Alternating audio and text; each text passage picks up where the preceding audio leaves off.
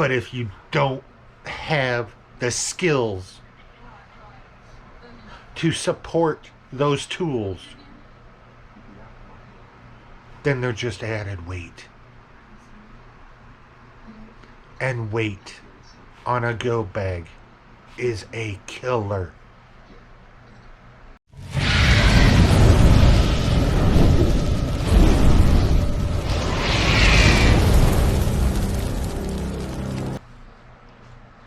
Hey guys, Josh here again.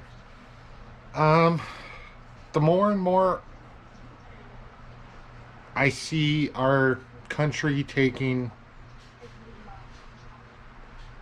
actions that are worrying to more and more people, the more and more I personally see folks jumping into the prepping mentality, the prepping ideology, and 85 to 90% of them come in saying, I want to build a jump bag, a go bag, a prep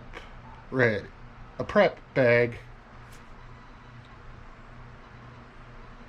So I thought today we'd discuss your get home bag, your good bag, your get me the bleep out of a situation bag. And first and foremost, I do want to say this. Put this in flashing lights, put this in bold colors, however you want to say it. If someone tells you that they have the perfect bag set up for you, they're doing one of two things. They're either trying to sell you a bill of goods and a load of bump kiss, or they're trying to take advantage of you getting into something you're not sure of. What I will say is this, as I play with some paracord. Every single person's bag is going to be different. Every single situation a person has a bag set for is going to be different. I can't give you the perfect bag recipe, the perfect bag setup for every situation, because I will not face every situation. I'll be honest with you today. It's been raining off and on pretty much all weekend for me. And if you don't mind my dirty windows, it's still wet out there right now. And that right there, that shed, is a shed I am actually having taken down, but we'll get into that for another discussion. That's a discussion for another time.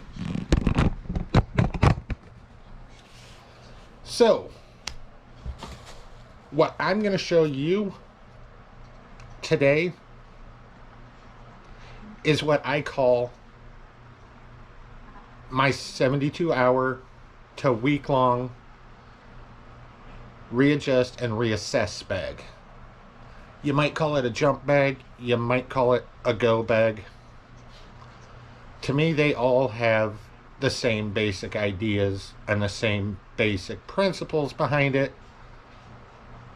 So this is pretty much what I use and leave in a vehicle every single day.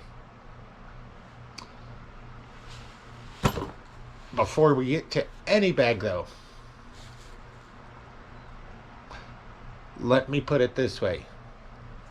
Skills and ability trump shit. Skills and ability will dictate the tools you need and the things that you have in your bag. Let me rephrase that.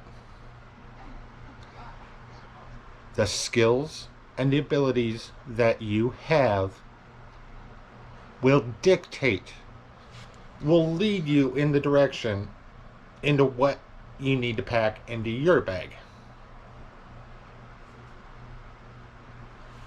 But there's a few areas every prepper, everyone that has at least a basic go bag, jump bag, whatever you're going to call it, you're going to hear me probably say go bag a lot with mine. It's my very short term. Get my butt out of a situation, reassess, and readjust what I need from there. I'm not trying to live out of this long term. That's why you'll also hear me call this a 72-hour bag, give or take. Realistically, the way I have it set right now will last me 3 days. 72 hours to get my butt out of a situation, to reassess what I need to be doing, where I need to be focused, where I need to move, and to readjust my plans and my actions. That's what this bag is specifically set for me for. Okay.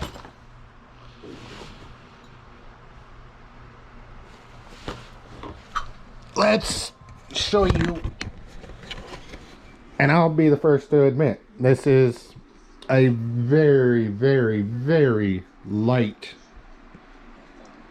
setup.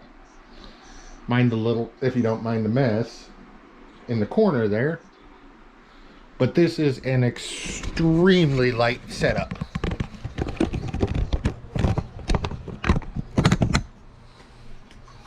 But to me, there's 5 basic areas that all layout helps to cover with my skills.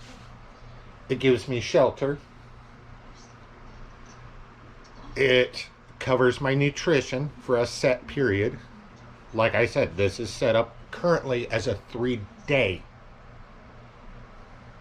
a 72-hour bag. This will provide me a measure of security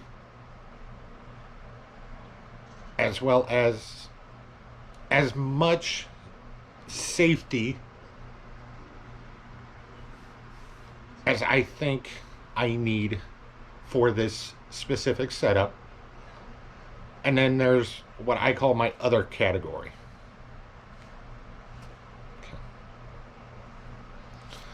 Before we get into every part of it, I want to put this disclaimer.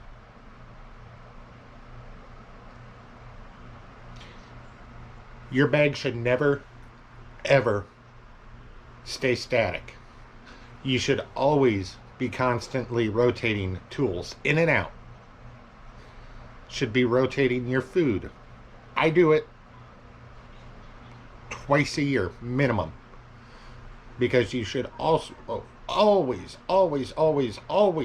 have weather appropriate clothing.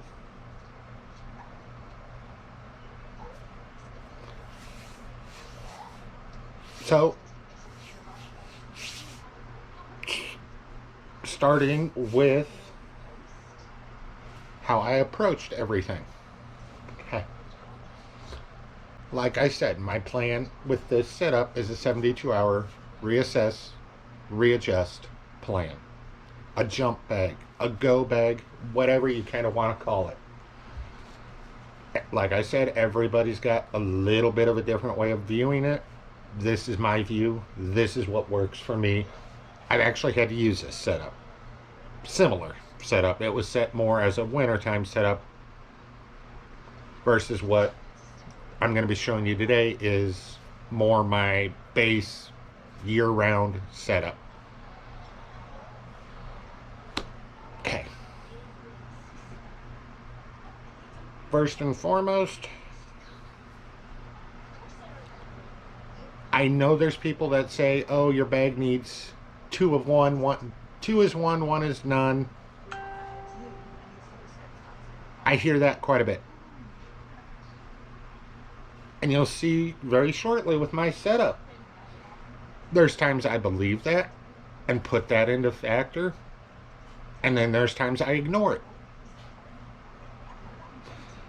That's not done unintentionally. That is a thought out process of what do I think is most important.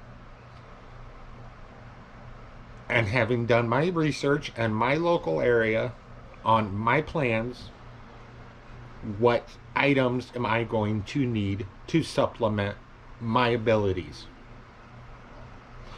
To supplement my idea of staying alive. This ain't glam camping. This ain't glory hogging. This is basic needs. What's gonna cover my basic needs? To protect your backside in the event you can't get home for a couple of days. You're stuck on the side of the road in a weather. A tornado comes and wipes out your house.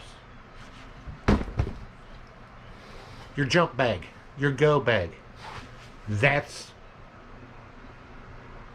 that first piece of equipment that you can turn to give you a fighting chance to make it through that situation. It ain't gonna be glamorous. It ain't gonna be living at the Four Seasons or at a 5-star hotel. But this bag, your go bag, your jump bag, gives you a chance. And that's all you can ask it to do.